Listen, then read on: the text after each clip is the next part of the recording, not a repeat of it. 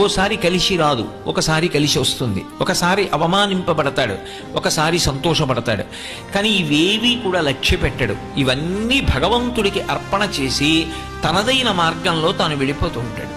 అందుకే ఆయన ఎక్కడున్నాడో అక్కడ శాంతి, ఆయన చుట్టూ ఎవరున్నారో వారికి శాంతి, వారు ఎక్కడ కూర్చున్నారో ఆ ప్రదేశము శాంతియుతంగా ఉంటుంది.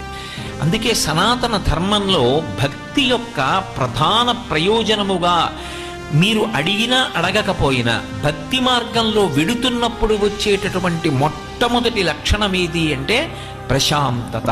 అందుకే మీరు చూడండి, మీరు ఏది ఈశ్వర సంబంధమైన కార్యం చెయ్యండి, ఒక్క విషయాన్నే అడుగుతారు, ఓం శాంతి శాంతి శాంతి, దీని చేత శాంతి కలుగుగాక. అందుకే త్యాగరాజస్వామి కూడా శాంతము లేక సౌఖ్యము లేదు సారసదళ నయన అంటారు. అసలు ఆ శాంతం